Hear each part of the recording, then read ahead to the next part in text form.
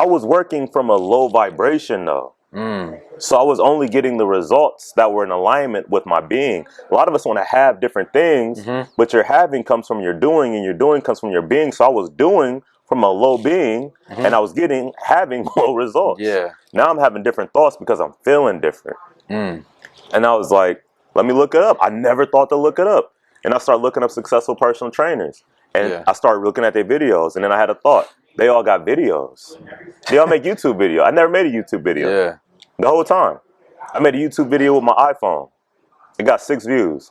One of those views was a woman named Tammy Torres in Miami. You remember the Mrs. Officer video with Lil Wayne? The officer, her. What? She was like, oh, I want you to train me. All right, what up, y'all? Welcome back to Straight to the Bag, the show that has real life fighters with real life wins. And man, this one is this guy's one of my mentors, but like I've had a ton, but this one has like really came at a time in my life when I was working out of a place of like very low abundance, and I didn't really have it figured out yet. But the timing was unreal, so he's made a huge impact on my life. So I know he's gonna help y'all out. But go ahead and introduce yourself, bro, and let him know what you do. What's going on? I'm Brandon Oshodin. My wife and I own a fitness business, Authentic Fitness. You know, we work with, it's been probably 15 years. I started as a fitness coach when I was a junior in high school. So we work with many demographics, athletes at the high school level going to the college level, athletes at the college level going to the pro level, bikini competitors, bodybuilders, models, general population. When I got into business for myself, personal development became the major key for helping me close that gap with my own mental limitations and paradigms. So I was mentored by Bob Proctor, teaching a program called Thinking Into Results to corporations as big as Nationwide, to movie stars and grandmas, because everybody needs to know how to understand their mind. Here recently, we've been really focusing on helping coaches and gym owners create much more impact outside the gym than they ever could inside the gym, and create residual income for themselves. So yeah, that's where I'm at. So I guess let's start. Where are you from? Mansfield, Ohio. Where's that at? Where's that for people that don't know, I guess? If you ever seen the movie Shawshank Redemption, that's Mansfield. It's the prison. That's exactly what it looks like. Huh? It actually looks like that's Mansfield, man. It's a prison right in town. It's really city built around the prison, and there used to be like GM, you know what I mean, like car companies, you know, so things like that. I forget what that industrial age, I believe it was called. It was booming back then, but after that, it has been a wrap. So they kind of took a hit like Detroit did when major. Yeah, but it's still a lot of good people down there, man. It's still it's just not many opportunities, you know what I mean, for work. But now that's what I've been trying to really show people, and that's why I'm so passionate about the work we do right now, teaching people how to earn income online. Is you don't have to go nowhere to earn income. You got the mind to do it. You know what I mean? We got the internet. Put 1 and 2 together and make 4. You know? Yeah, for sure. So how did you get started initially? Like, how do you even get out of an environment like that? How do you grow out of an environment like that, I guess? I initially got kicked out of the town, really. When I was younger, just, the environment that we were in was just kind of, you become a product of the environment relatively quickly, no matter who you are. And so I started getting into different things and eventually got into some trouble with the law. And I remember a summer I had to go to Toledo, came back, was getting in more trouble. My mom actually found somebody, they got married here in Columbus. And I had moved up here for a little bit, like I think the first semester, I don't even remember what these things, semester, quarter, it was high school, I don't remember what they called, but like the first part of high school. And I wanted to get back to Mansfield so bad. I got back to Mansfield, got in trouble again, came back and started living with my mom. Which was a great thing for me, because when my mom moves north side, so I was going to Beechcroft. So she was living here in Columbus. She was living in Columbus. I was back in Mansfield. Okay, who was in Mansfield with you? No one. I was living with my cousin. With your cousin? Okay, so you're just anywhere. My cousin, he was younger than me. We was just out here. My auntie was there. My auntie worked a lot. You know what I mean, holding it down, doing the best she can.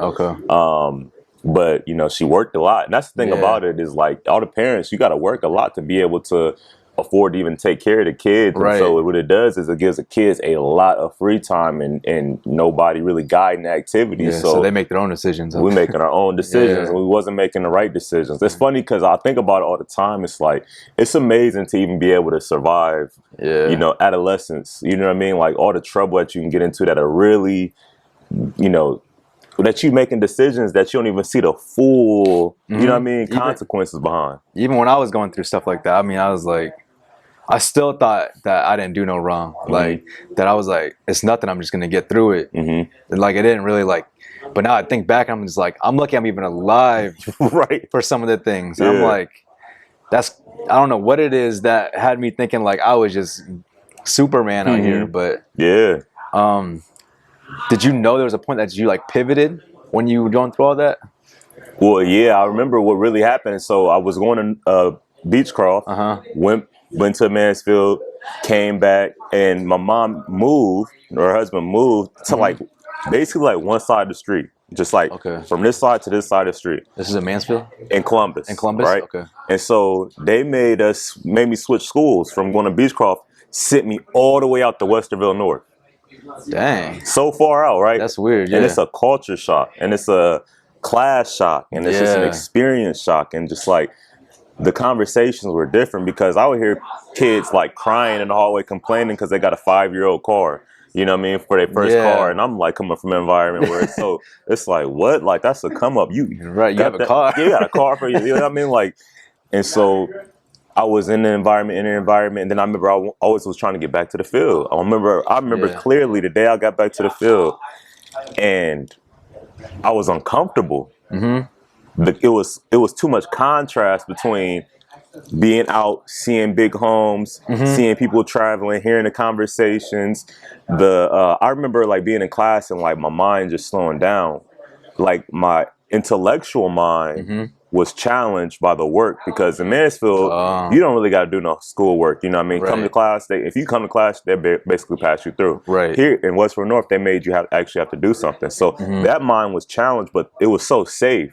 You know what I mean? It was so like, it wasn't nobody even gonna joke on you. It's just like, no, it's just so different. So I remember I was like, I felt like my mind getting slow. I wasn't as like quick with, you know, my instincts and things like that. And when I got back to Mansfield, I just didn't want to, I didn't fit in energetically. It was just like, I could start to see like, oh damn, I grew up here the whole time, so I never really knew it was the hood. Now I'm looking at it like, oh, this is really the hood. Like, this is like, oh, ain't no opportunities. Like, my mind never even seen these things before. So that was the beginning of the end of like me living in Mansfield. That's crazy. So you think that going to Westerville North was like, would you say it changed you for the better? Absolutely.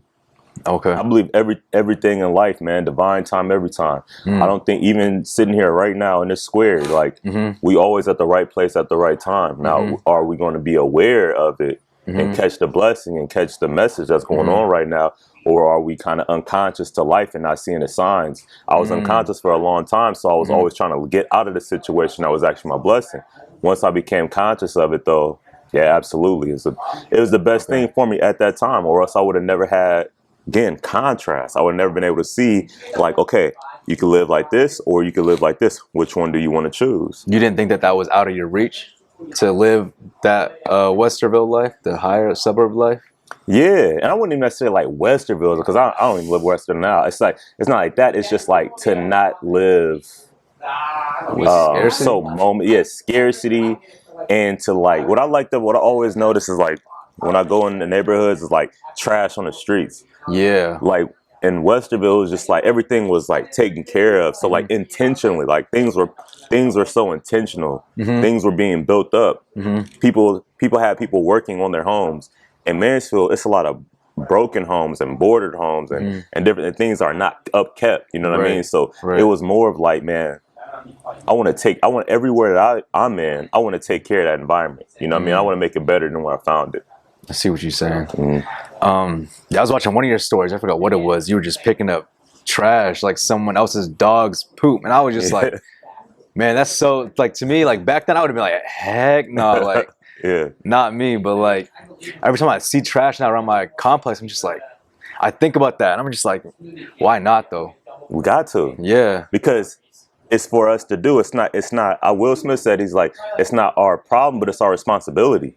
You know what I mean? Like, and my kids do it now too. Like, we're in a new neighborhood, and there was a bag stuck at the top of the tree. We sat there for like an hour, not an hour, probably like 15 minutes, honestly. But like, we stopped on the bikes and just was thinking, like, how can we get this bag out the tree? Like, creative ways, because like your mind, everything outside of you is a projection of what's going on in you. So like, if things are out of order and I'm seeing the out of order reflected in, there's something out of order inwardly. First thing I can do is, okay, then I need to make an inward shift, and let me go ahead and take action and make an outward shift, right? Let me take action here, and make an inner intention change inwardly, and let me make an outward change here in my actions. Right. So we can fix these. That's why you feel so good when the house is clean. Yeah. You think way better. Peace and everything is easy. Yep.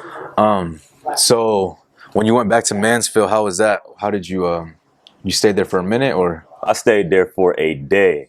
I never told this story, but I stayed there for a day. I got down there. I'm finally thinking, like, this was like after I graduated high school. Right? Straight back to the field. I got with my guy. I'm not gonna say his name, but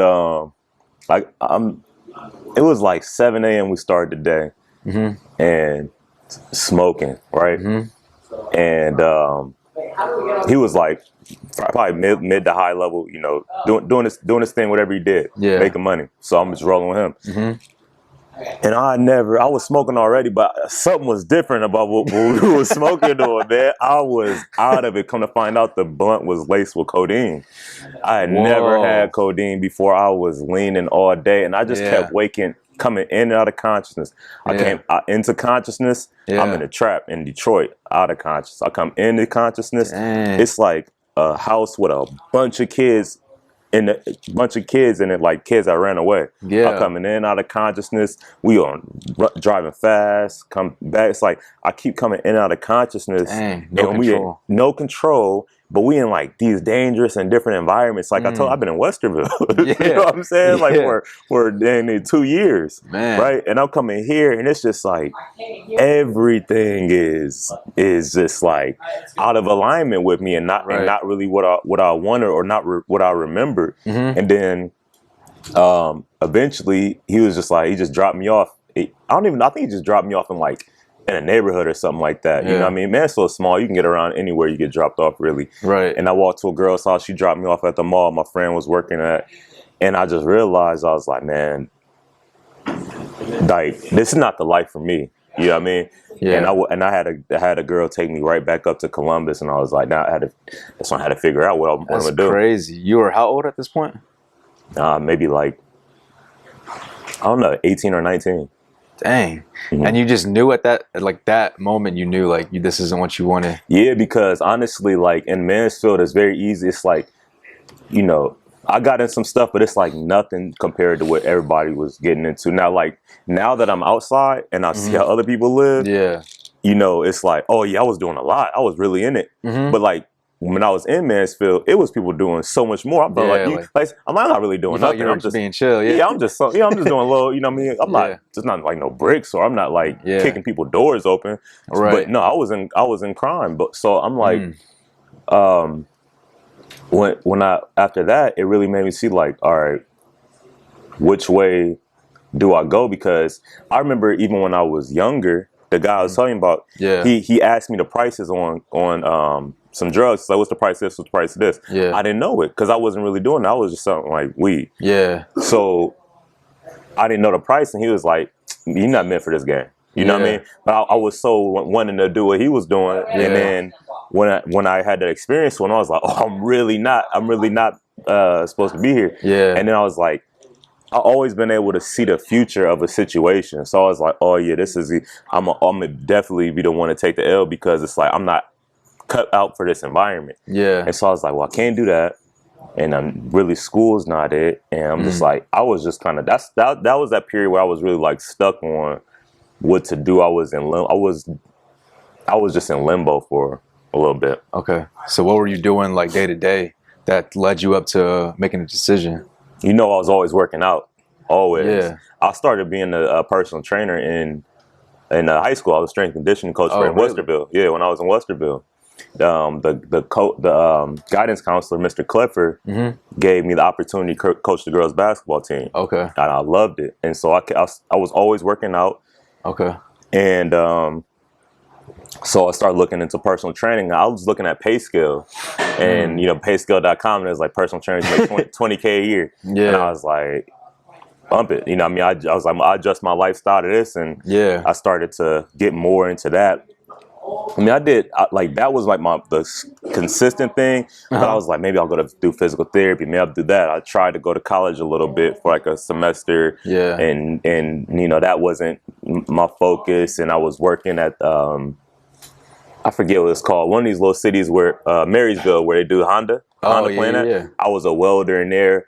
Caught my shirt on fire on the inside of my inside of my flammable outside flammable shirt, inside regular shirt. Yeah. I had a fire on the inside of my shirt. I was like, this ain't for me. You know what I mean? It's like I can't go to the streets. I'm not out for school. So I'm like, this what I'm gonna do is just this, like, actually become just a personal trainer. And I didn't think I was ever gonna make no money because, when like I didn't see nobody doing personal training. Yeah. There wasn't like a popular thing. I was weird my whole life for working out all the time. I wake up 5, 6 a.m. in the morning in middle school and go for a jog. Like, so I didn't think that was actually a thing that you can do. I knew one guy. Yeah. His name Mike Price. I called him Black Superman. He was a personal trainer. Yeah. Crazy fit, you know what I mean? Especially when I was a kid, you look up to guys like, this is a giant, you know what I mean? Yeah, exactly. And I know that he was successful with it, but I was just like, start personal training. So it was never about no money or any of that for you? No, nothing was ever really about no money. I never seen nobody with no money other than drug dealers, and I knew I couldn't do that, and so I knew I wasn't never gonna make no money.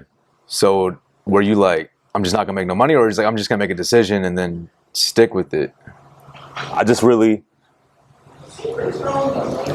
making money was out of my consciousnness. Like I wasn't I was never at a thought of making money. Like growing up, I always wanted to earn income, but I like to just to do stuff to take care of myself. Like the car I wanted was the car I got, a 1996 Caprice, which don't really cost no money. My main goal was just to put some rims on that car. Right. You know what I mean? Like I never really had no ambitions that would require a lot of money. I wanted to make money, but I just never wanted to depend on nobody else for myself. Got you.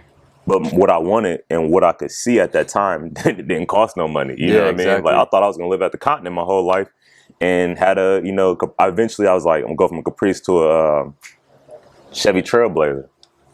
Them was my goals. That's crazy, man. Them was my goals. That's why I said goals don't matter. It's not a goal is not to get something. A goal is to become something. Like setting different goals that help me grow, and then it helped me see different things, and it's expanded what I want and expanded what I could give. Okay, I see. But it didn't start. No, man. When I started my personal training business, I ended up going homeless. Not because I had a drug problem or I was like, my family don't let my family. Well, I didn't tell my friends. I didn't tell my family. I didn't tell nobody that you were a trainer.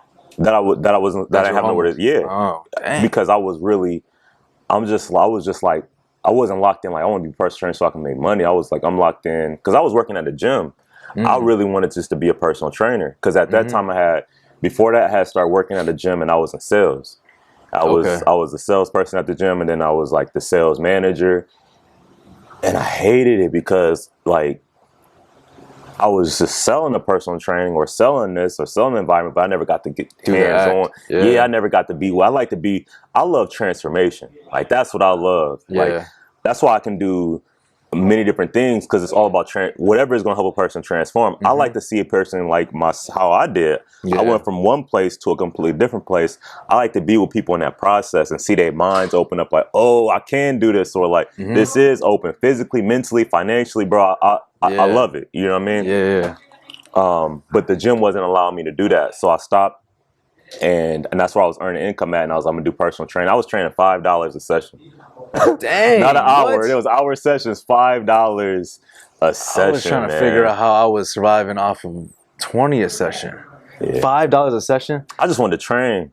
Dang. I mean, there's no other way. There's no other reason why you'd be doing that unless you wanted to just train. Bro, I didn't even have I went to the library, got a bunch of books, and then I drove to Hoover Dam because I didn't have no gym. Yeah. And my mom bought me a yoga mat, a blue 10-pound medicine ball, And then they had them rocks at Hoover, and I was having them was the workouts. We run up the stairs, lifting them rocks, carrying them upstairs. Yeah. Take that band, do some Russian twists. I'm figuring out what workouts can I do with these different things. What can I learn?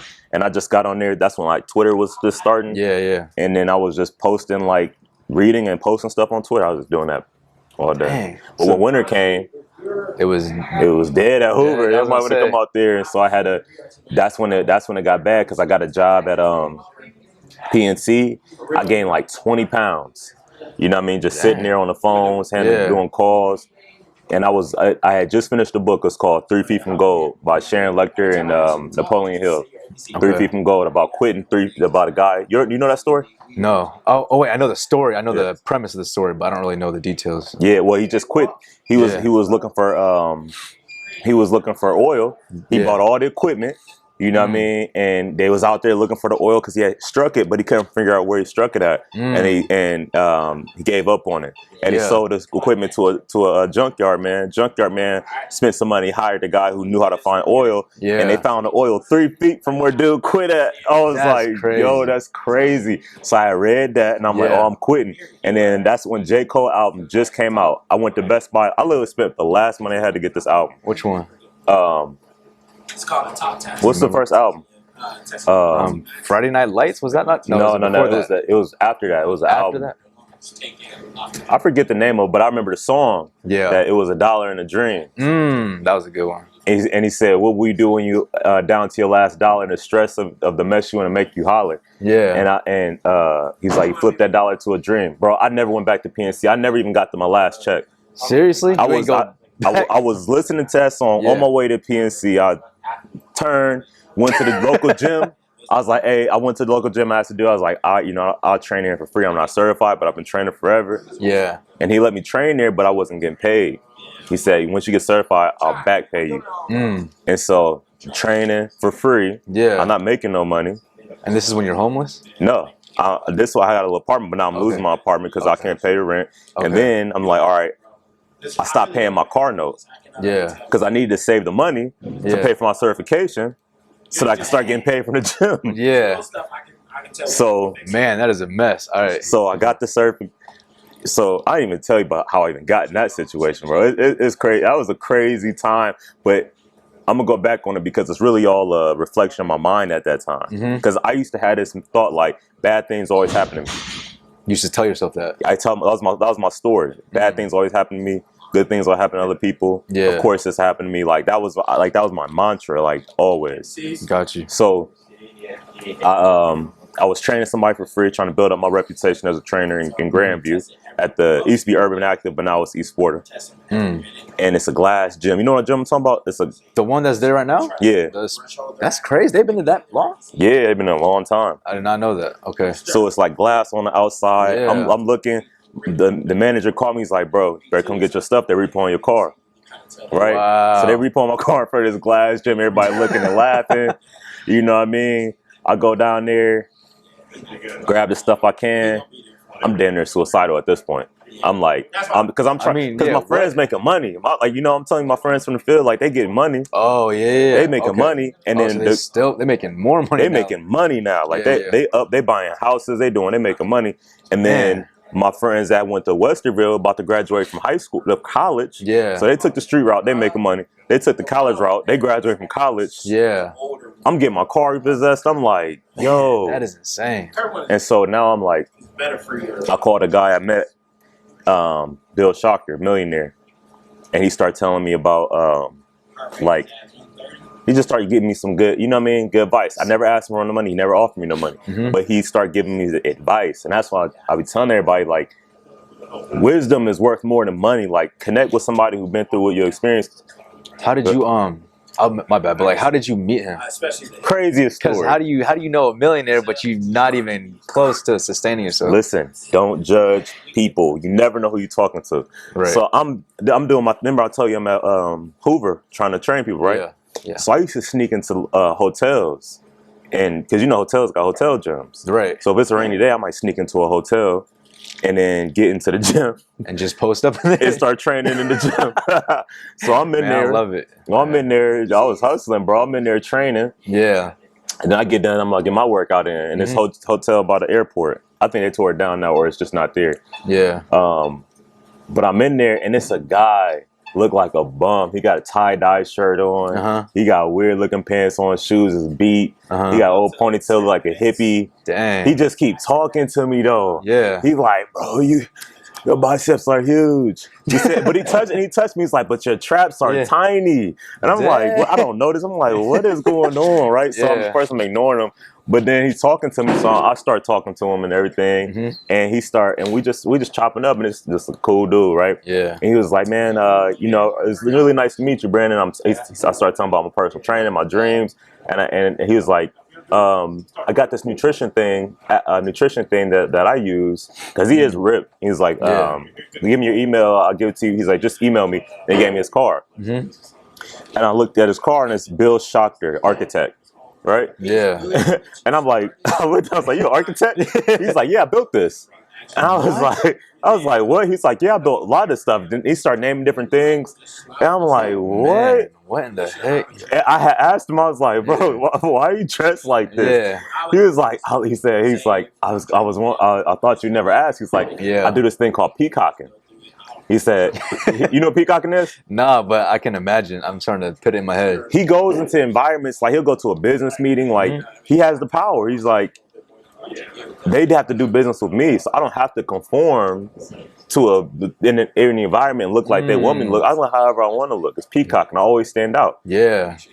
And so anyway, that's the advice he. That's how I met him. Yeah. And he was the most successful person I knew at that time. Right. And I called him because I knew that he wasn't always rich. I knew that he wasn't always like where he was. And he had told me about him being in jail. And he had told me about like he just started telling me about these different things. And he said, "Remember, I was peacocking." He said, "You need to start peacocking." He's like, "You need to wear bright." Because we had to wear a uniform, all black. He's like, and black shoes. And he's like, don't wear black shoes. Like, wear something bright. And I got these. Eventually, I got these highlighter shoes, and I started getting clients. It works. That's crazy. It's standing out works. So. Dang, I mean, I believe it. But yeah, man. So that's how I ended up. That's how I ended up with being homeless. I wasn't homeless like a homeless by the sign. Yeah. I could have told my mom she lived in Florida. I didn't tell her. I could have told my aunts. I could have told my grandma. But I wanted to be where opportunity was, you know what I mean? So, which was sleeping under the parking garage in the gym. It was for like maybe a little over a month, right? But it was cold.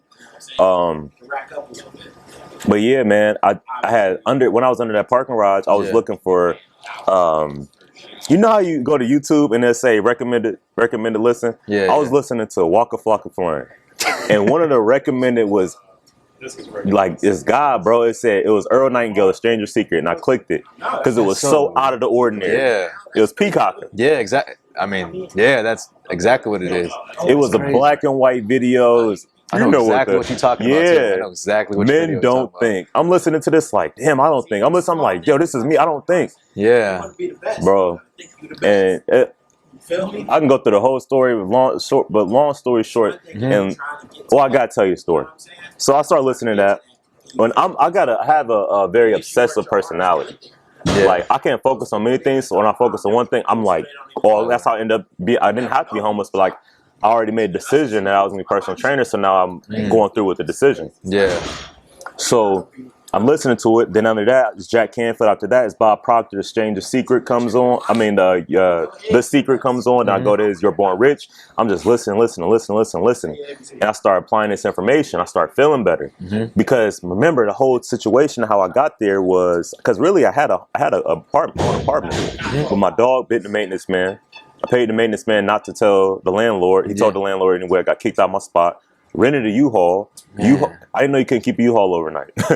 U-Haul was reported stolen. Yeah. I'm stressed out now that it's reported stolen. I'm trying to get the U-Haul back. Yeah. Not paying attention. I smacked the U-Haul into a school bus. And like, not paying attention because I just hit a school bus with a U-Haul. Yeah. I ran my U-Haul into a storage center. Tore the side off the U-Haul. Tore the fence out the storage center parking lot. This is all 24 hours. You see what I'm saying? That's how I end up in the whole situation. So like, but it's because my mind, bro, I was a magnet to disaster because I said these things always happen to me. And so whatever you think and you speak, that's what you're going to see. Yeah. And so I started to change my thoughts. Okay. And as I started to do that, now I'm like, man, I started speaking in affirmative. Man, I'm so happy and grateful now that, now I started to really think that. And I was like, Yeah, man, he's like, this is what I used to do. I used to be like, man, everybody in the gym wanted to train me. I had no clients. I Yeah. had just got my certification. Everybody in the gym wanted to train me. Like, I'm about to go sit in the bathroom for a minute. I would literally go in the bathroom and just sit there on the toilet, not pooping, but just sitting there like hiding. Because in my mind, I made it and I felt it as if I was so popular in personal training that if I go outside, I'm gonna have so many people want to train with me. I'm not gonna be able to train everybody. I felt it. That's the thing about it. When people talk about speaking things to existence, if you speaking things you don't feel, it's not gonna work. It's energy. It's energetic. I literally felt that popular. That's big. Hold on, let's put a pen in that. So in the bathroom, you're getting the feeling together inside of you. How did you how did you know that? Are you just doing it? You just practicing? Listening to the audios. Okay. That's what they were telling me. Okay. This is the thing about it. Most people have so many options. They'll hear something Come on over this way. and then not do it because they got other options. They can get distracted with TV. They can do this. They can do that. They can go back to their job. I had nothing. Yeah. I lost everything. I had zero.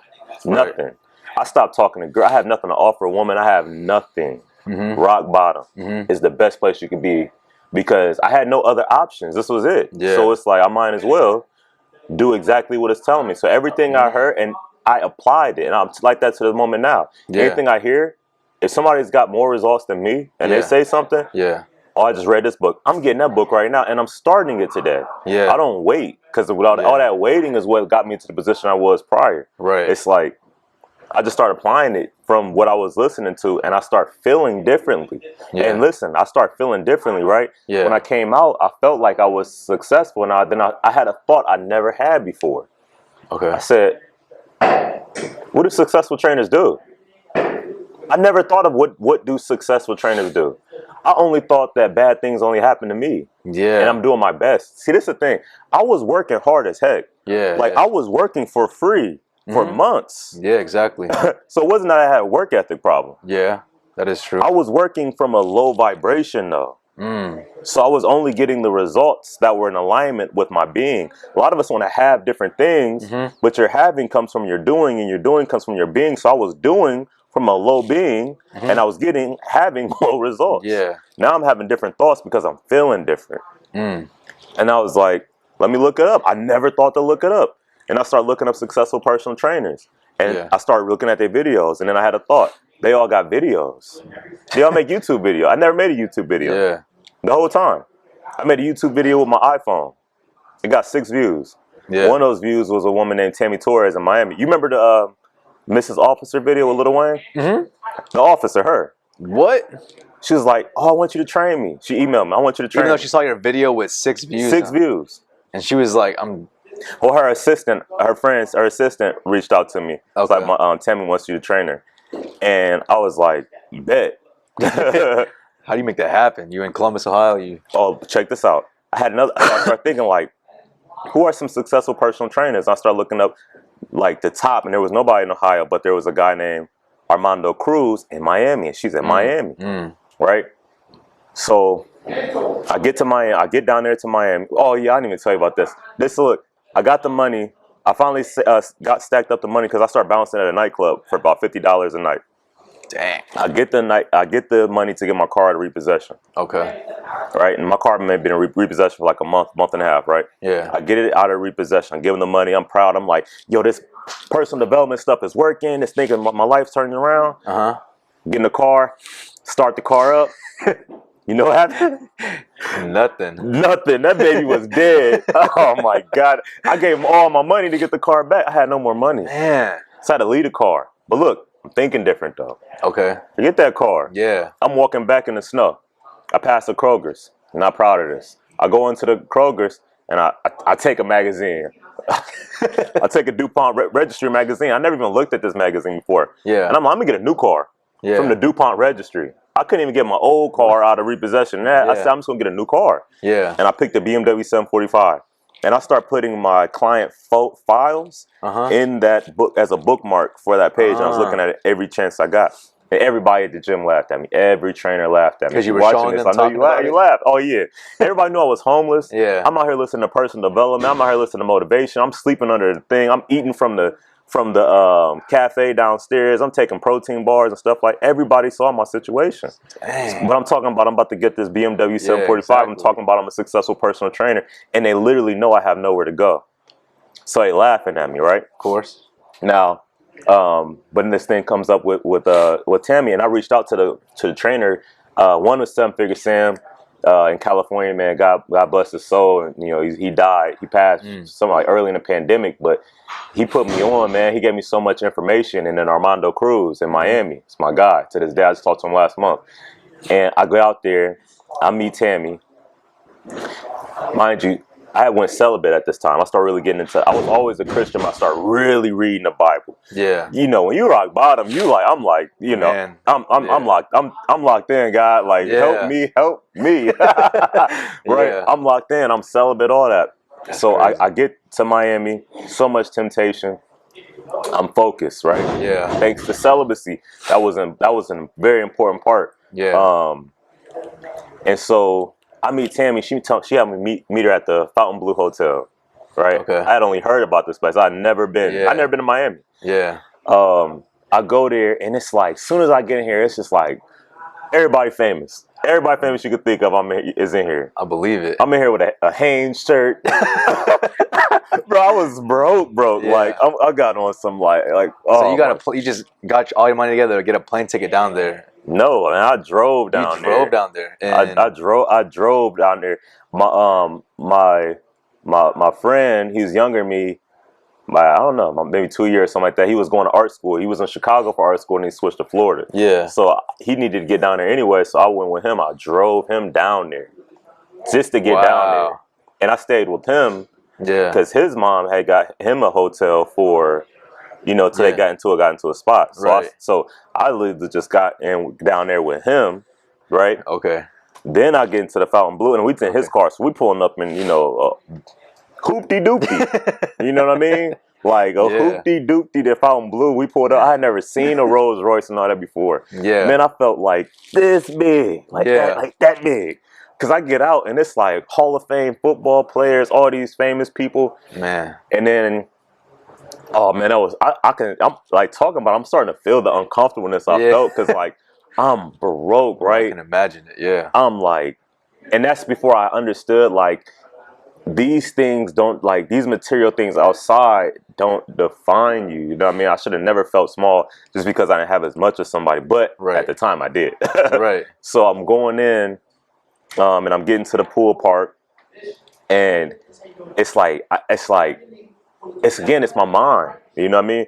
Because I feel like everybody was mugging me and everybody was looking at me like I shouldn't be there, but probably they wasn't even paying attention to me. Right. Most likely, it was just me projecting how I felt like I didn't belong. Right. And then all of a sudden, Tammy's in the VIP section because she's throwing a party for a friend, and she waves me in. Yeah. And like all of a sudden, I find myself in the VIP section with nothing but models.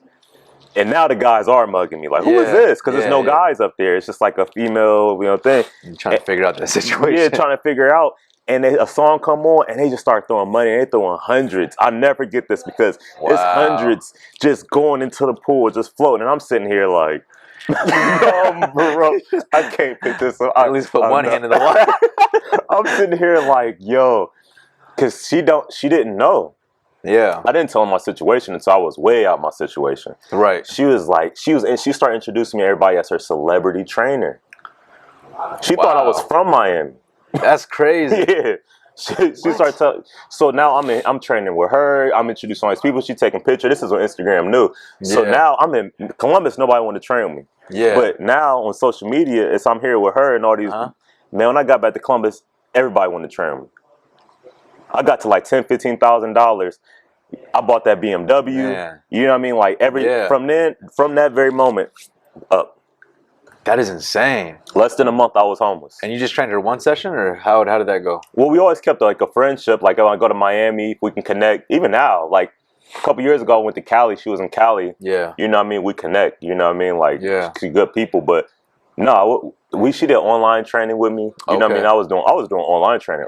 2012. Like Before it was cool. yeah, just making notes on my phone and then emailing her the notes to do this, this, and this, and she says, "I'm doing it right." You know what I mean? Before there was no FaceTime, no Zoom. We had Skype. Yeah. You know what I mean? And so, but yeah, it wasn't really like I was training like being there with her. But every time I would go out there, and it's the thing because I had Tammy. Yeah.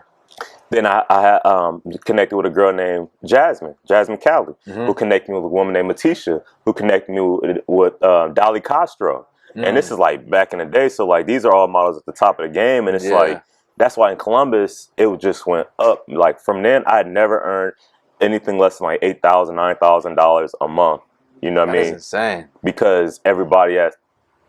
That's the thing about it. When you start a business, people need to see you be successful outside the people you know before the people closest to you will even recognize. That's funny. I was just talking about that. Yeah, somebody was showing me this post like, "Isn't this true?" Whatever, like talking about how if you have a hoodie that you're selling and people are asking for free, or people that you're closest to you aren't buying, and I'm like, I mean, yeah, but what if your hoodie isn't good enough to buy yet? Like, and to those people, you can't just put it on them and be like, "Oh, y'all not supporting me," but like. Maybe make that hoodie better. Like you got to have a quality product. That's a fact. But I always had a quality product. I was always passionate. I never got into anything for the money. Now I definitely want to make large sums of money. But because I have large things that I want to do that require income. But everything has always been in the same alignment. It's like I want to do something that's like in alignment with my soul, you know what I mean? That helps people transform. It helps people have these experiences. These experiences that I've had, anybody can have them. I'm not special. There's nothing. You just heard my story. There's nothing about me that's special. Yeah. But I learned how to align my mind correctly, and I want to create an environment so people can learn to align their minds to the success that they want to have. Because it's available, man. Yeah, I believe it, 100%. How do you know when it's in alignment with you? You feel it. And that's the thing, and that's the key thing about the whole gut health and everything. You're right. And living in like, you know, if you're doing a lot of drugs and alcohol, if you watching TV, you dulling your senses. We do that because we're not in alignment. Right. We do those things because we're not in alignment. We feel out of alignment, and so we gotta like make this time go by, become unconscious so we don't feel it. When you're in alignment, you feel it. It's like, it's excitement. You want to wake up. You can work 40, 50, 60, 80. It's no time limit on how much you can work because you're passionate about it. You're passionate about the people that you with. You're passionate about who you're serving. You're passionate about everything. You're on fire. That's the phoenix. A man or a woman on fire. You know when you're in alignment. When you clean out your body, when you purify your mind, you stop listening to certain music, you stop eating certain foods, you stop hanging around in certain environments, and then you go, remember I told you, I was in the field, I loved it. I got in trouble, left the field, came back to the field, it was no longer in alignment. Because once I found a certain level of peace and stillness, when I go back into it, I started to feel all the things that were not everything in alignment. felt chaotic. Exactly. It was like a cleanse. Okay, right? I see what you're saying. But if you always in it, you don't even notice it. Right. You know what I mean? So that's why people be thinking like, oh man, I'm going through a hard time, or I'm going through depression, or I'm going through, you know, ain't nobody messing with me right now. I'm by myself. You're supposed to be. You're supposed to go through that period. Everybody Jesus went through that 40 days, 40 nights, that period where you like, it's a wrap. And that's when you find yourself. Yeah. And then you start to deal with things. And the best thing I could have ever did was go abstinent, because before then, man, my hormones, it was just running me. I was never like a dog to women, but like, I couldn't, like, I was always thinking about it. Like, I was always looking at it. And especially as a personal trainer, you can't be like that because we mostly train women, right? Right. So I took that vow of abstinence to nobody but myself and God. And then all of a sudden, I'm in Miami with all models. And I can hear the conversation. I can see, I can feel. So outside of just that sexual drive, which I had already tamed the dog. It didn't affect the dog tamed? No. Yeah. Because it was like to God now. And like God I feel like God really put me in a position where I'm really coming up. I'm definitely not about to mess this up over, no, absolutely not. Like we didn't been through too far. But I could hear things, and I was like, this ain't for me. Like all these women that, you might have as your screensaver, or these magazines, it's like, that it does nothing for me. Like the conversation not even right. Like we're not even on the same page. And when I got back and I'm around women, it was just, that's how I found my wife so quick. Because like as soon, she was the only person that I couldn't be without. When you not having sex, you realize you can be without a lot of these women. Like you don't need them for nothing, because we never get into that point. Yeah.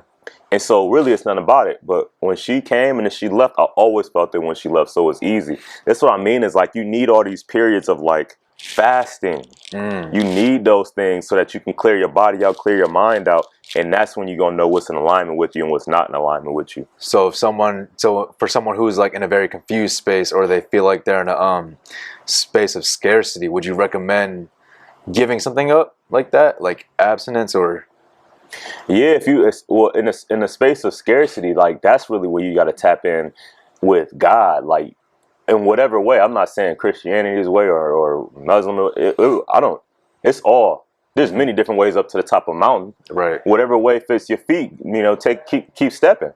But like you got to tap in because you don't realize like, yo, we on a planet where you could plant a seed in the ground and that seed becomes a tree, and that tree has thousands of seeds that can produce thousands of trees that produce thousands of seeds that produce.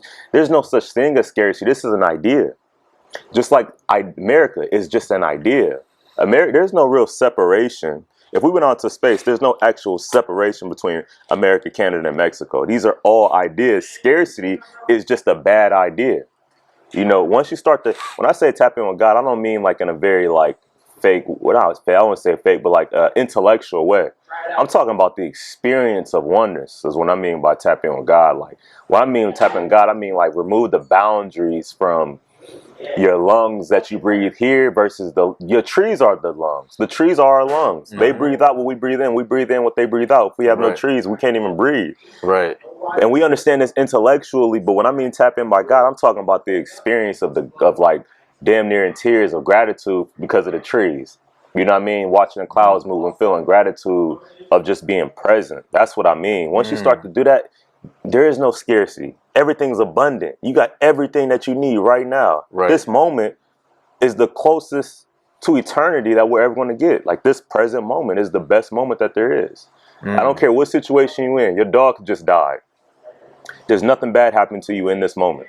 Now, there's never been somebody who's like, in this moment. Now, you can talk about what just happened to you in the past, or you can talk about something that you think is going to happen to you in the future, because rent's due. But I'm talking about this moment. And what people don't understand is life is malleable. It's flexible. And the Bible says, in my Father's mansion, there are many rooms. We live in different life tracks. And so tapping in with God and having gratitude in this moment moves you to a different life track.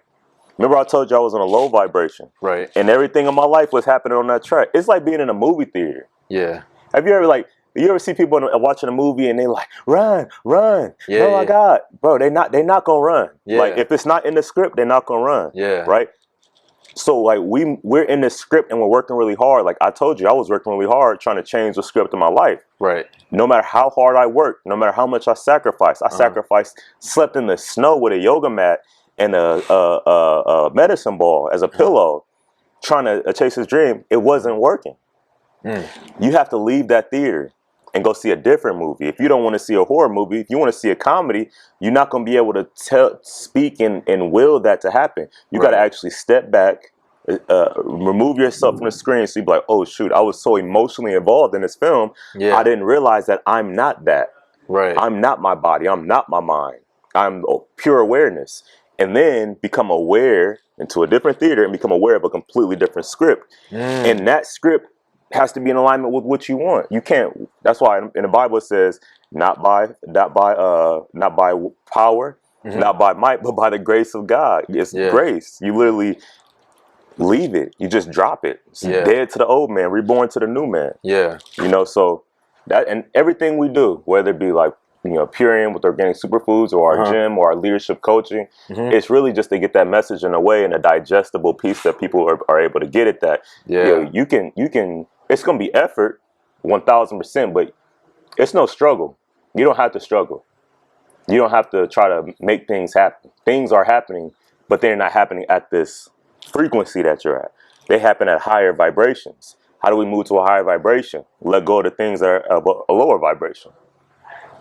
So that's just being conscious of what's vibrating low for you, and choosing to let those things go, and then making way for things that, I guess, what if you can't see the higher vibrations, or you just more conversations with God, more Or prayer? How we? It's the food you eat. Okay. All that stuff is actually a reflection. People either change from inspiration or desperation. You see, my situation came from desperation. Right. But I've had times where, I'm not talking about like with millionaires. I've been around millionaires and billionaires. You know, by the grace of God, we've been able to travel the world and be in a lot of different rooms. That's what I love about network marketing. It puts you around very successful people in and outside of the industry. But I'll never forget this moment. I was in Canada. It was in Banff, Canada, a beautiful place. And we had took this bus to a little small town. It was a beautiful trip, right? And we just like at the little bus stop waiting to get back to our hotel. And there was this lady vibrating, bro. I'm talking about frequency, like boom. Like if you would have been on the other side of that building, you would have felt her. And I'm sitting here just taking it in like nothing. Man. Not moving, not saying a word, nothing. She had to be like 70, 80 years old, just that's crazy. Feeling the space though, like just feeling it with just like I'm like just lifted, like. And I finally had to ask her. I was like, "Ma'am, what do you believe in?" Like I was like, "What do you believe? Like what's going on? Like whatever you got going on, I'm doing that." Yeah. You know what I mean? That changed my life because I realized like influence ain't through what you say, it's through what you are. Yeah. That's just what she was. And she was like, "What do you mean?" And I was like, "Your energy is just crazy." And everybody with me was like, "Yeah, we can feel it." Yeah. And we started to talk to her. She lived there. We was riding the bus because, you know, we didn't know how to get around. You know what I mean? It's not like an Uber out there. We didn't know Banff is at the end of civilization. It's mostly animals out there. Oh, okay. Yeah, it's the end of Canada. You know, mostly Canada is nobody lives there. Mostly, it's the wild. We got chased by a bear out there. We got chased by an elk. Like, my sister jumped into the rapids trying to get away from it's not like it was the wilderness. It's the wilderness, bro. Okay.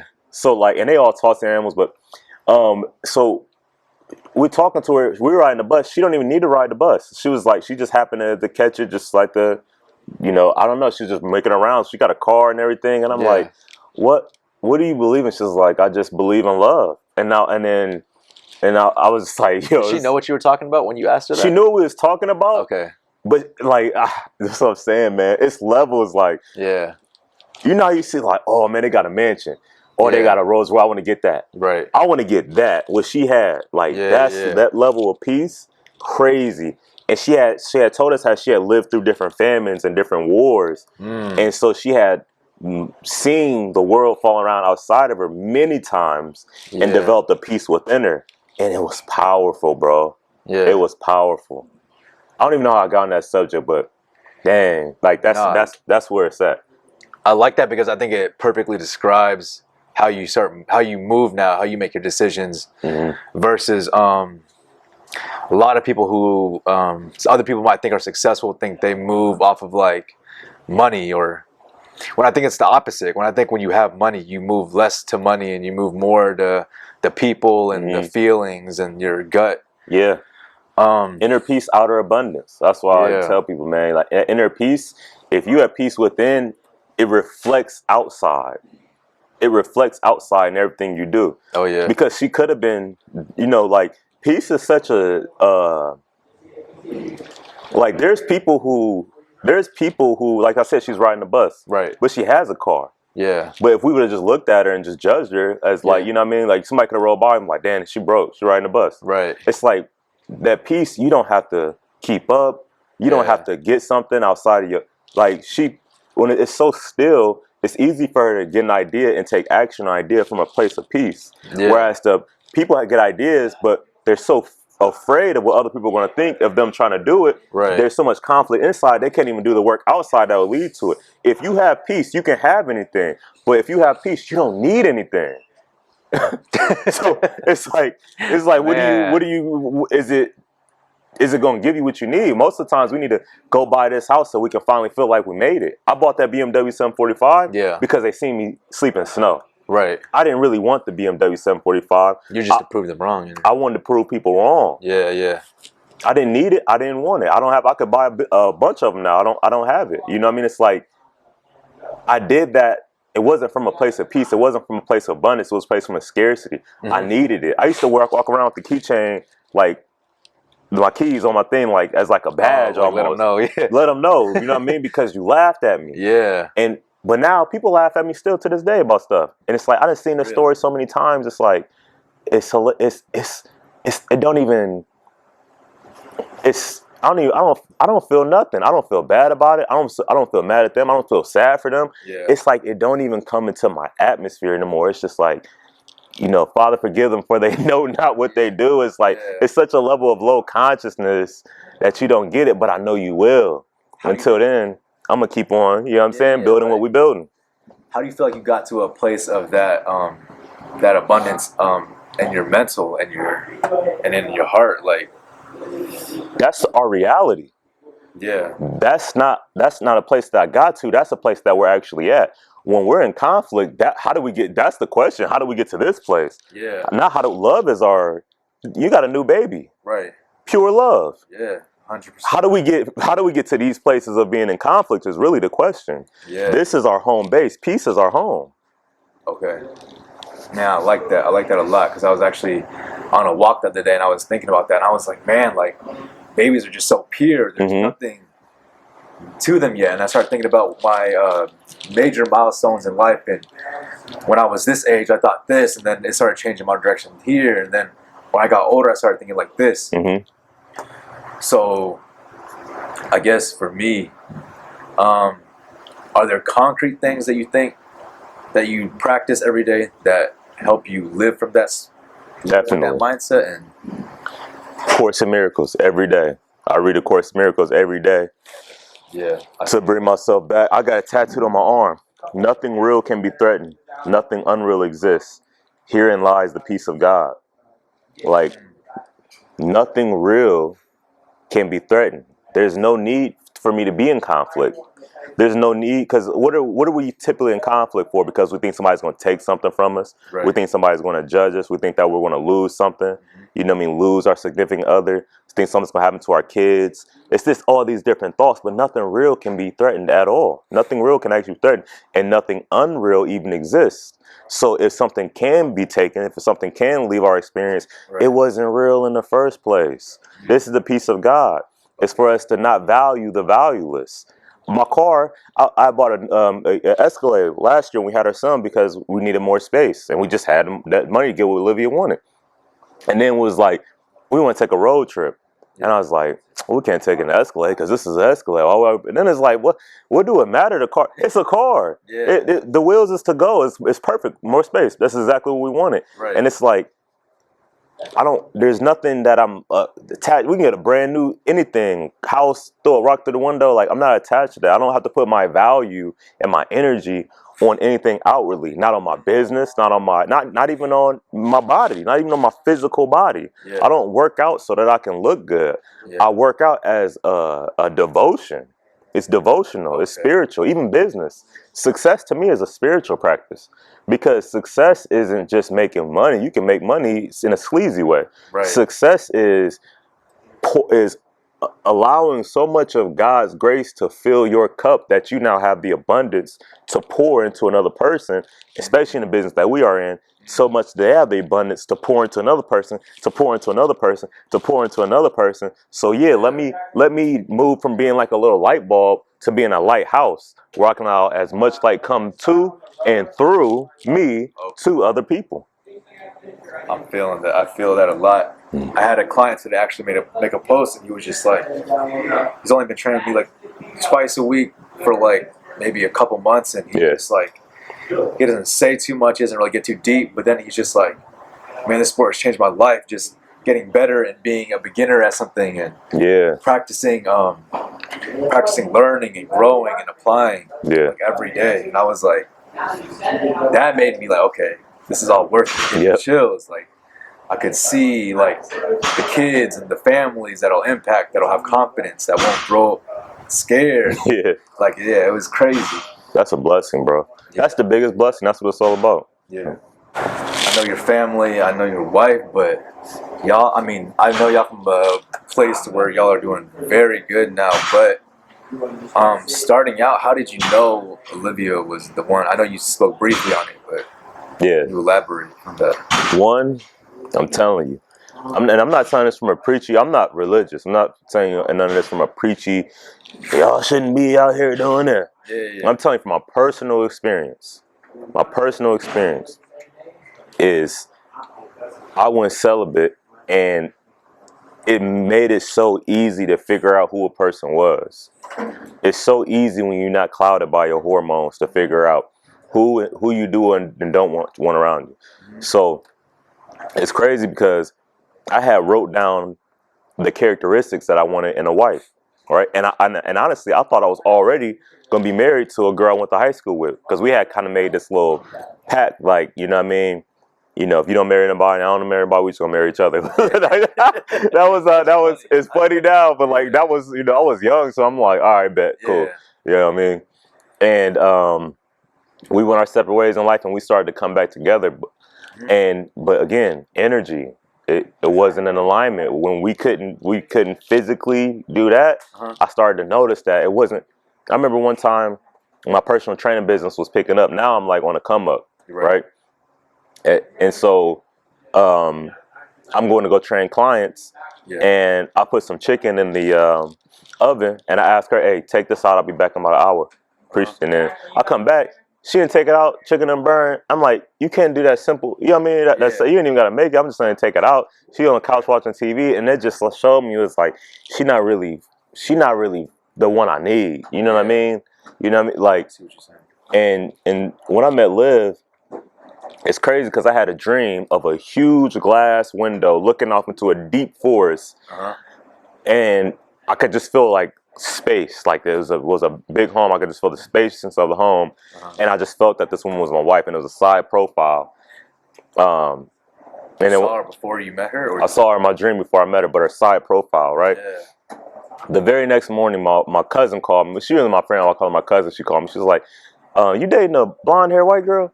And I was like, "No, you know, I don't date no white girls. What you talking about?" You know what I mean? Because I told you, I'm thinking I'm just getting married to this girl or maybe this Latino girl from Chicago, right?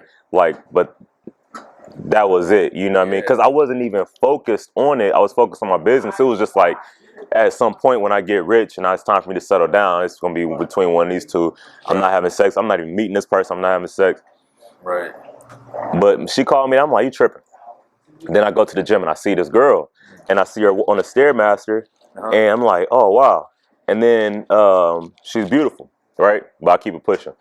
And then one day I'm training, I see her lunging, but I'm always just seeing like glimpses. I'm not really, you know what I mean? You just see people in the gym in passing, and I was like, oh, it's a girl. And then one day I'm coming up the stairs, and I'm training. I'm standing on the stairs at the gym, and she's coming out, and it's head on this time. And almost like I threw up. It was like, hi. It was just like, I was like, ah, like that. Like, it's the one, like, that's the girl. And she said, huh?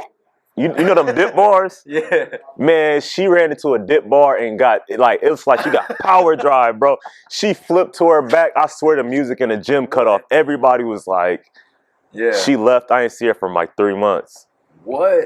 Yeah, but she hit me up on Twitter. She was like, "Can you train me?" And so we met, and we never talked about it for a minute.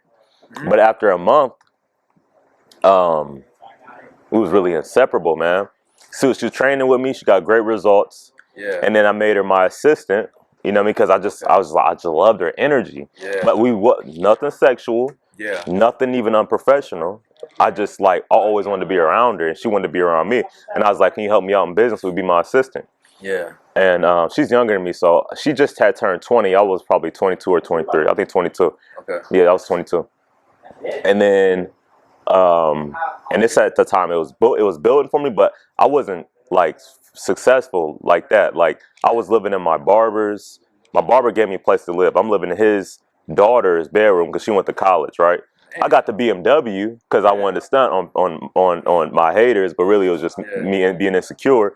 But it was like, I wasn't real. I was making money, but I didn't know what to do with money yet. You know what I mean? I'm like, so she came like at the beginning, right? And she's sleeping in the bar, and she's no, we didn't get there yet. Okay, so she left. Thanksgiving came and she left to see her family. It was the first time we was like separated. And it's like, this is the first time like 2 days gone by where she not like in my face. and we had never said anything like slightly unprofessional with each other. Yeah. But I'm dying, bro. That's crazy. I'm dead. Like I'm like I never. And remember, there's no sexual contact, so it's just like this. I need this human being. Like I need this human being, and I was like, I texted her. I was like, "How's everything going?" She was like, "Good," and I was like, "I miss you." Hey, yo, she had her sister drive her back. She skipped Thanksgiving with the family, drove her back. Wow. To my barber's crib, and then it blizzard. It was that last big. It never snowed like this again in Columbus. It blizzard, and so she was trapped in the house with me, right, for like a week, 2 weeks. This is for Thanksgiving. Yep, right after that. Wow. And so we just spent so much time together, and then I asked her to marry me, and then the blizzard got off, and then I asked her to marry me, and she said yeah. So we got married. We got married in less than 90 days of knowing each other. How she felt around this time? Oh, I told her, and she said that she had a dream that she had seen me too. Yeah. So it was kind of crazy because we had that same experience. But like it's funny because in the beginning of the pandemic, she was like, I think we got a son coming. I'm like, how we got a son coming? You tripping? Like I'm done having kids. You like, come on, we finally getting this one, our youngest daughter ready. And she was like, I know I'm not trying to be a kid, but like he's telling me that he's coming. You know what I mean? And like 4 months later, she found out she was pregnant. She wasn't pregnant when she said that. What did she say? See it in a dream or something like that? Or yeah. Okay. Yep, in a dream. And she always been like that, and I'm like that too. It's like I see like images like they call it like deja vu. Like oh I've been here before, like that. So she had already had the experience of our son, not his face or nothing like that, but like just the feeling that this boy wants to come into the world. And so yeah, we got married, and it's been 10 years. It's been over 10 years now. We've been married for 9 years. We got married, and I remember I told you I was celibate. Yeah. So like that as soon as we got married, bro, that first time we had our baby, that was the off the rip. We had no life together, yo. Like we've had amazing life together, but like we've always been with a kid, like because she got pregnant like that time. You know what I mean? So like. She was pregnant the whole time, our first 9 months, and we got married so quick we didn't really even know each other. So that's we got. I was gonna say because I don't think a lot. I mean, I don't know if we talked about it, but I don't think like how fast was it? It was less than 90 days. We got. Well, no, we met in November because we met in November, December, January. We got married February 13th, so maybe like 90 days under or over around that time. That's you had no question about it. You just knew from. You know, I did because I wasn't dating, and I wasn't never like racist or nothing like that. But I never thought I was gonna marry a white girl or like be, you know what I mean? So it was like, where you from? Yeah, you know what I mean. It was just like, and I kind of thought I already knew who I was gonna marry. It was just like. So I did, but it was the energy was. I never felt like that around.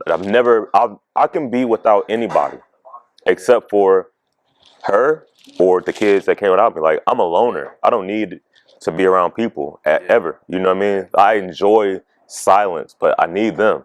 Yeah. So like I know that she was one, and from the people that we produced, our kids, I knew every time I look at them, I'm like, this. It couldn't have been no other way. You know what I mean? So, but I prayed. I woke up at 4 a.m. every single day before I asked her to marry me. Was like, God, is this the one? You know what I mean? Nothing would come through, but throughout the day, I would just see like little signs. You know what I mean? Like, that's the one. Like, yeah, I love that. I love it because I feel it. And like when I first met Brandon, I was like, I really resonated with him because I just saw like myself literally just got pushed in the future. And if I was living a different life, and I was like, man, I like everything he's saying. Everything, like you can feel it from the heart. Because I don't know. I feel like life's kind of made me like detached from like being in tune with my body. I've kind of just been like cold about things. But when I hear people speak, like Sin was one. When she spoke to me, I kind of like I just knew in my heart that there was like there was like a no doubt kind of thing. And I was like, when I heard y'all talking, I was like. Yeah, like they're really speaking from their heart. I just feel it. I don't know too much about it, and like I don't have crazy dreams or anything like that. And I've never been like one who's been good at picking out emotional things. But when I feel things like that, they resonate with me, so I pay attention to it. Yeah. But Liv is such a strong woman. Like even just watching her be a mentor and a coach. Was she always like that? Like y'all were always. You know what's funny? Like, this space of power, like man. You know what's funny is Liv has become something completely different. Even to this day, I was just talking about it yesterday. Oh my gosh. Yesterday, she killed my legs, man. I died in the. You know, you don't want to die in the middle of the gym in front of. I'm like about to throw up and poop and pee on myself at the same time, like. And then I was down. I might have passed out. I don't even know. Like I was out for like 15 minutes. Like you know, when your legs are so burnt, there's no good position. Yeah. There's no good position, but I'm also blacking out, and I'm about to use the restroom. I was messed up, bro. And it's like, damn, man, I started training you. How you doing this to me? It's like, you know what I mean? So it's like, don't feed the animals. But no, when our first like year and a half, almost 2 years, Liv didn't do anything. She didn't work. She didn't coach. She didn't train. She didn't do like, she barely did any assistant work. She didn't do anything. Yeah. And then one day, we're gonna get into like when the time is right. Liv got to tell her side of the story. You know what I mean? You know, because it's certain things. It's certain things like the way life has made her in a way, and she had to overcome some of those things. But but one day she decided that she wanted to contribute. Okay. You know what I mean? And she set a goal for herself.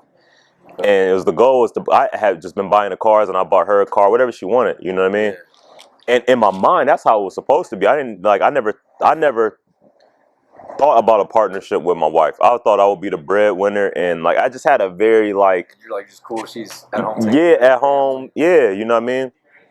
And so, but she said to go to buy me a Jeep Wrangler because I wanted a Jeep Wrangler, but I bought her the Jeep Cherokee because it was like more modern, it was more like her style. Yeah. And she didn't tell me, but all of a sudden I'm busy too. Like I'm training the trainer. Yeah. The gym is booming, and I'm training out of our basement, and it's like it's people flying in from different cities to train with me. Yeah. I'm working with Bob Proctor. My book came out. I'm on VH1. It's like I'm traveling. I'm moving, right? So I got so much stuff going on. Our relationship was like, we didn't really have a relationship other than like her being there. Even my daughter, we didn't have a relationship. So hard to see now, but yeah. No, we didn't have it. That's why I love network marketing. Yeah. I'm telling you, success, when you look at a person, don't just think what you're looking at is successful because like, it looked successful, but in my house, because my family was there, we weren't literally together though. Right. Now we together, like we on the same page, but like then it's just like I'm seeing her in the passing in the kitchen, the food ready, I'm grabbing the food. Yeah. My daughter, I might move her over here so I can work out. She's there. Yeah. You know what I mean? But we're not together, right? So about off my peripheral, I just start seeing her having like, she just has stacks of money like around. And I'm like, where you getting all this money from? And I'm seeing the people coming in and they talking to her because like people be coming in and they be new people I haven't met. And I'm like, how can I was like, are you here to train? She's like, yeah. I'm like, all right, let's get it. And then she'll be like, oh no, I'm meeting Liv. And I'm like, okay, but now I'm so busy, I'm not picking up. One day and I'm just dead and I was hangry. Yeah. And I'm like, bet, let's go to North Star. Oh no, Livy like let's go to North Star. I'm like, all right, bet. So her and the guy I was training with, or training to be a trainer, Marcus, they in a car and they drive me to North Star, and we passed North Star. I don't know if you ever been hangry, but bro, I was pissed. I was pissed. Like, I'm like, come on, what we doing? Why y'all be playing? I'm so mad. I'm so hungry, bro. You know, after a long day of training, you done gave everybody your spirit. Yeah. You know what I mean? I just want to eat. All you need. I just need some food and I'll be straight. I'm like, yo. She's like, calm down. They're not saying nothing. I'm just like, yo. Yeah. And then we pull up to the Jeep dealership, and it's a all black Jeep, all black rims, with the mountains on the side of it, with a bow on it, I think. And she bought me a brand new, it ain't even came out yet, Jeep Wrangler, custom made to me. That's insane. And I'm like, wait, how you get the money? Wait, I'm thinking, I'm looking at our account like, hold on. Like she just put it in. I'm like, what is you, like, no, she had her own bread. Like, and I was like, I didn't even that was crazy. I'm like, damn, I didn't even notice. Yeah. You know what I mean? But it's like the person so what she did was she went and told them that she wanted this Jeep Wrangler. She got it custom made. Yeah. And she didn't have no money, nowhere to earn income. Right. She said she almost threw up when she left.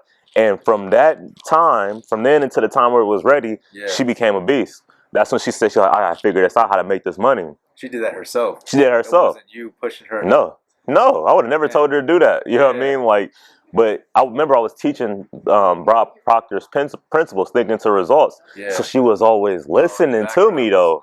Or I would be practicing and she would be like recording me. So she was getting the information. And so she finally just decided to apply the information. And since then, you know what I mean? She's been my best partner. Cause like and the thing about it is now it's crazy because like where I used to train her and push her, now she trained me and pushed me really. Cause it's like, also she be having babies.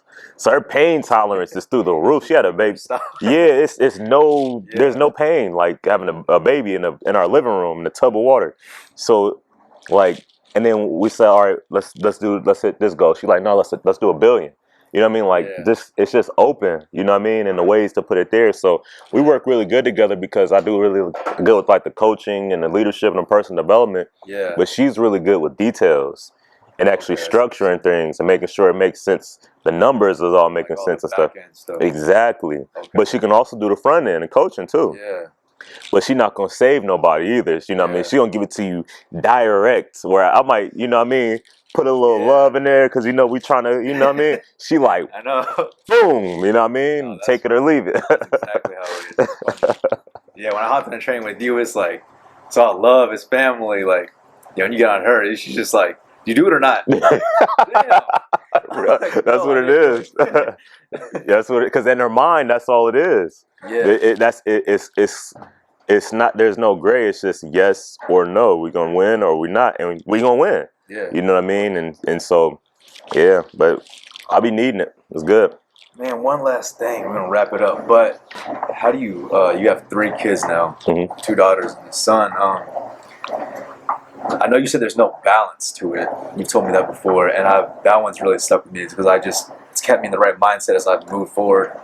But how do you execute every day and still give them your time? Like, we on the same page. That's what I was talking about. We weren't on the same page. I was doing my thing. Yeah.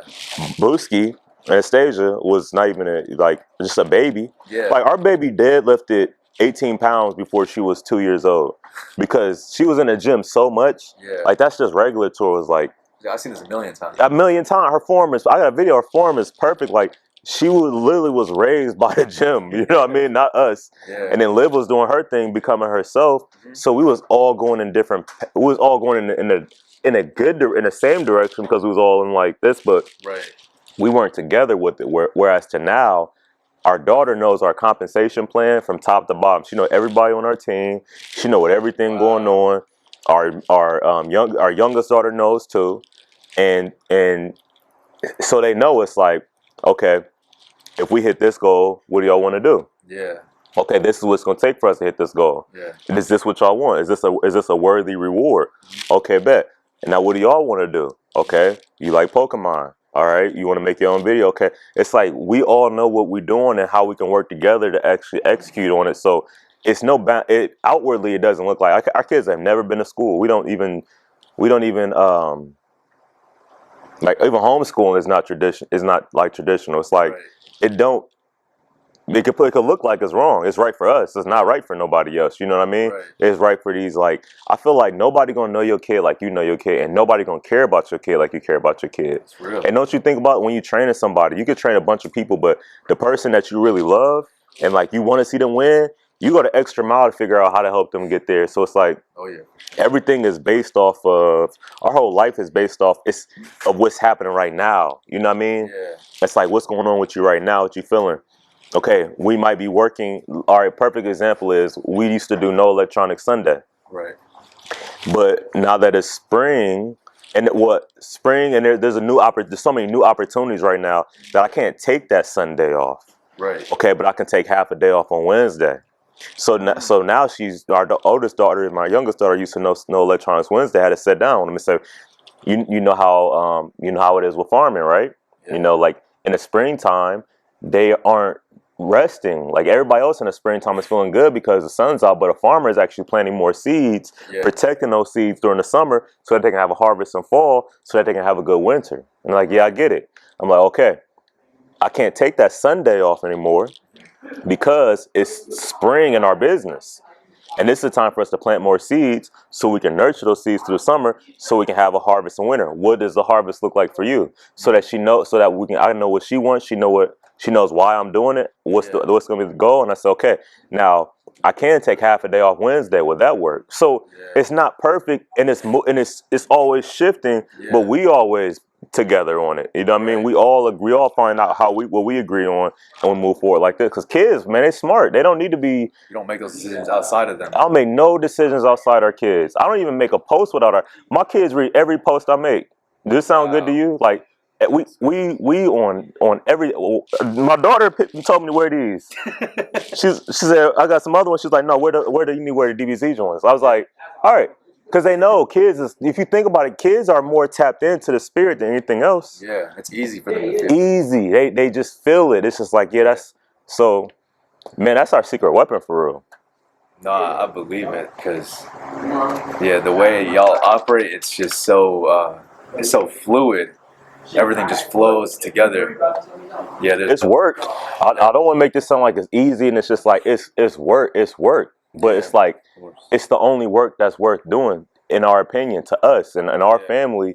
Like, success don't look like nothing if we're not together. You know what I mean? It don't look like I've already felt that. You know, that's why we got into the business we're in now. Is we start having even more success with our gym.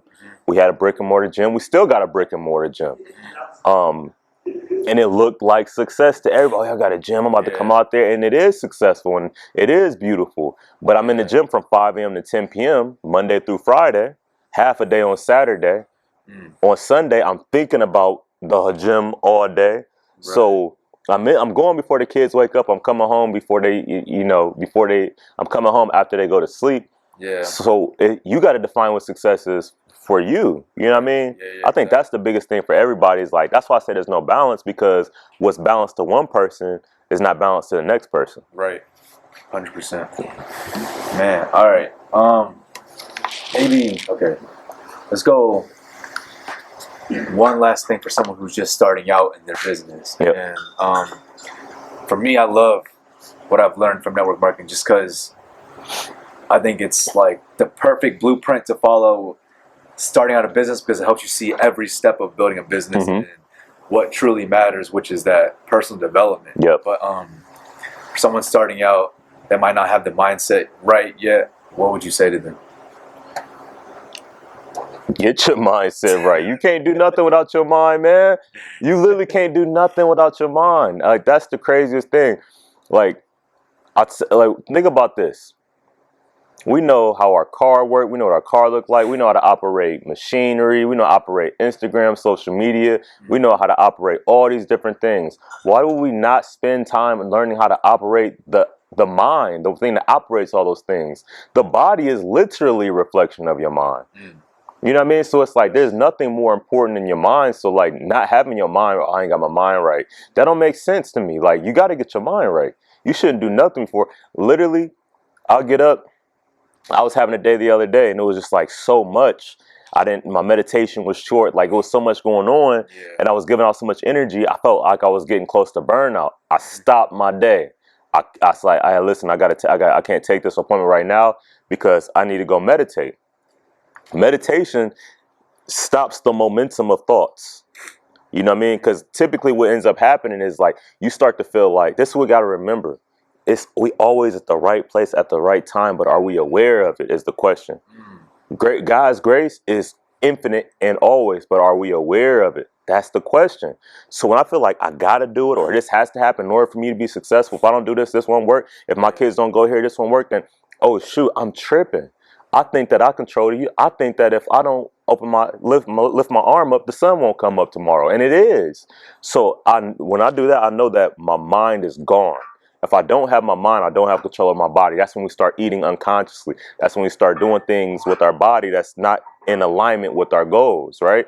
So we got to get control over the mind. How do we get control over the mind? We got to tap in with the spirit so that you know that you're not your mind. Yeah. Because we think that we are our mind. Like, these are my thoughts. These are not my thoughts. These are thoughts, are clouds floating through the sky. We bring the light of our awareness to those thoughts.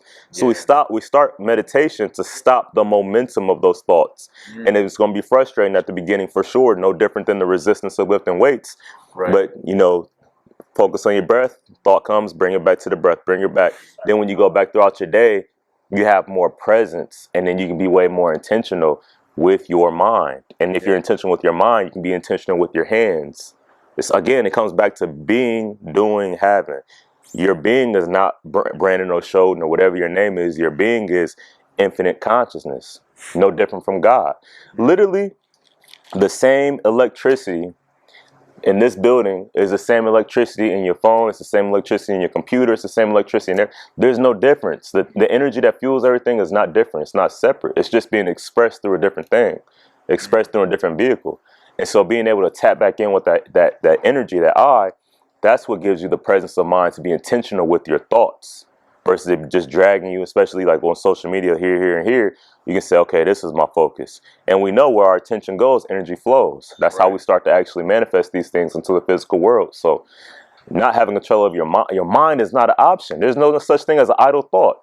Everything we allow our mind to think on plants a seed into our unconscious mind, which plants a seed into our vibrational field, which actually expresses itself into our physical world. So that's got to be priority before anything. It's the only thing you got to do. Yeah. Man, I love that. I wish that was one thing I wish I stayed consistent with every day. Because, that stillness and being in control I found real power in that. Yeah. So now I'm in control of what is happening. But yeah, man, couldn't wrap up any better than that. Take what y'all learned today, execute on it, get your first W, and then help the next person. That's how we're going to grow. All right, Brandon, I appreciate you, brother. All right,